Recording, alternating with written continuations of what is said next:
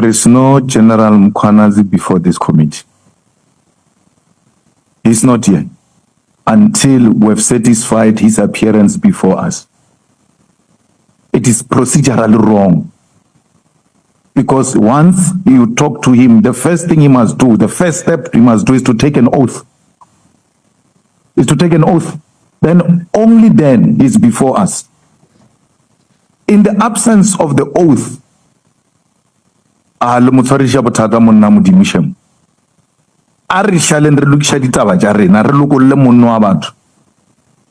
release him. He's not part of this mess.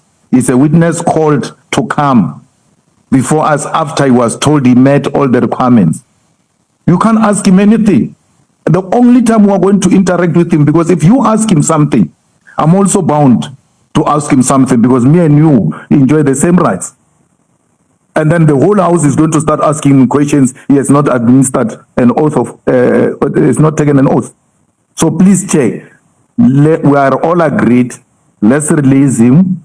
And I don't know if 15 minutes is realistic, because he's going to take up issues with the legal team as well when they arrive there. So I don't know, but to engage General Mkhwanazi is actually out of order, because he's not before us. He has to first take, he's not a member of parliament. He has to first take an oath, and then from there we can engage him. Yeah, no, that is a valid point, Honorable Member, and I 100% agree with you that he is not properly appearing before us. And before we ask him any question, he must have taken an oath with us. For now, I agree with Honorable Malema that we will not be able to ask him any question until he has taken a statement with us. So we are going to break now.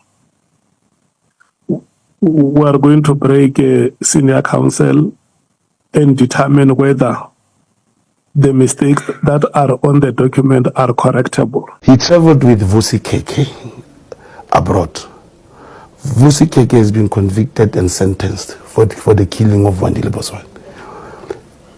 It was also shown that he was with Vusi Keke 2-3 days before Wandile Boswane was murdered. I know Boswane's family. You know, with our interaction, they showed me some proof that actually Boswane gave Fikile Mbolile 1 million rand, and we promised to pay it back. Today, the money is not paid. You're saying that Mbalula was instrumental in working with Makhekhe to ensure that what was done to Boswane happened? I cannot say that. I'm saying, in as much as he was with Vusi Keke, currently Vusi Keke has been sentenced.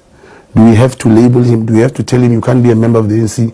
You were traveling with someone who's been convicted and sentenced? That's what I'm saying. That the same applies to his wife in Free State. She was involved in the housing scandal, where Fikile is a direct beneficiary because he's the husband. Do we have to say, no, you can't be a Secretary General because now your wife is implicated? He's using the name Brown Mokhotsi to actually attack his target, and that target is Senzo Mchunu. This whole thing that led to Madlanga Commission, the target is Senzo Mchunu. Why would the former minister be specifically attacked? For what means? Contestation. The 2027 electoral conference has all these things. All these allegations against you, prominent business people like Suleiman Karim, all of you mentioned to be working together and acquainted, all of these are just to target Senzo Mchunu? You need to check something very important here. Everyone, whether working or employed, for you to be employed, you produce a curriculum vitae. Nobody writes on his CV that I'm a thief. So meeting with Ket Matlala, if ever he has done something wrong elsewhere, he didn't tell me. Every businessman will never tell you that I'm a thief or whatever. The thing is, you are discussing what you are discussing at that moment. Mr. Mokhotsi, what is the nature of your relationship with Vusi Ket Matlala? It takes us back to the right platform which is coming now. He's a businessman, I'm a businessman, but remember the commission is coming where I'll be able to actually go deeper about my involvement. Mr. Mokhotsi, are you a police officer? No, I'm not a police officer. I've been around, my sister, and I believe at the right time with the proper platform, I'll be able to expound to the latter as to who's Brian Mokgotsi with my underground experience or underground operations, of course. I'll be able to share when asked as to where do I fall in this environment. Now, you are not in a position to explain to us how you find yourself in this policing environment, but you were the center stage of Lieutenant General Mkhwanazi's press conference on Sunday. What do you make of these allegations that he's leveled against you, the undue and misproper relationship that you have between Minister Senzo Mchunu as well as Vusiket Matlala? Those allegations.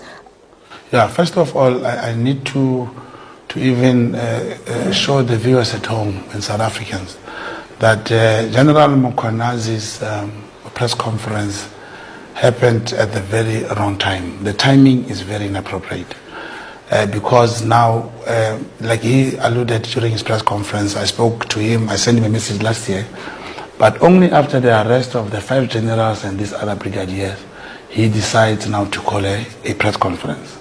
In addition, you'll be surprised that I think on Thursday last week, just before his press conference, he did talk to me, and from him calling me, there are possibilities that I was checking on him, but he called me, and we also spoke about the need to save the country and the fear that every policeman can now obtain a J50 to arrest another a policeman. The J50 is a warrant of arrest.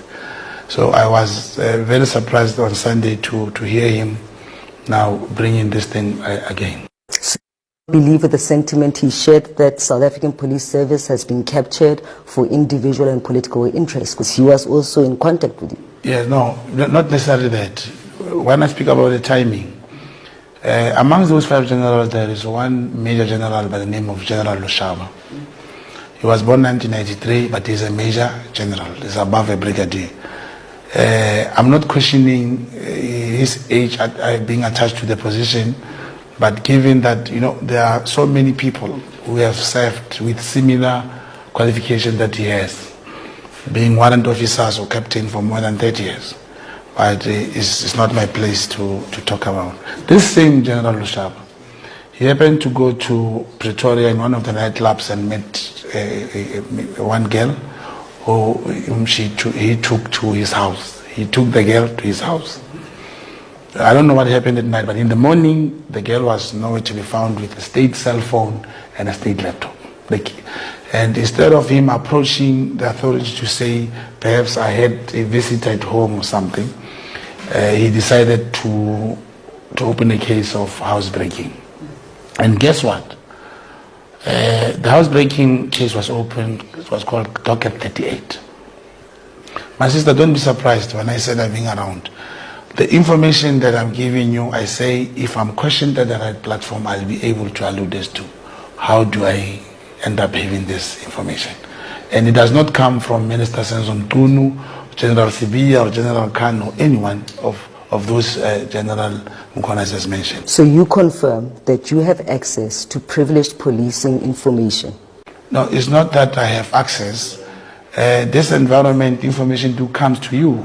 The proper platform will give me an opportunity, if asked, to say, where does this and this come from and how do you handle that? You're saying through your relationship with Minister Mchunu, you do not have access to such privileged information? He never shares police information. Then where do you get this information, which is privileged and sensitive? Like I said, only the proper platform can allow me to divulge as to where does the kind of information come from. Of course, it's obvious. There's nothing I can say to you about the things he have said, which are false. So my lawyers are busy with him in terms of defamatory action. He will have to prove in court. I don't have any other recourse. How do you deal with a thug which deviate from the real issue? The real issue is about his membership, which he does not have, of the ANC that he has actually expired. So he decided to draw me into thuggery. I'm not going to do that. I will deal with him through the courts, which is permissible in our country. He must then come to court and prove all those things he has talked about in a court of law where a competent court of law will listen to both my side and his side about the allegations that he's making about. He did not even say allegations. He stated them as fact. So where have they been tested? Those particular issues that he's talking about, newspapers and all of that. You can't take what is written about somebody in the newspaper as fact, including my family. I will deal with that. First, in terms of my integrity, but secondly, the integrity of the organization that I lead. And we will exhaust it there. And for now, that's where it belongs.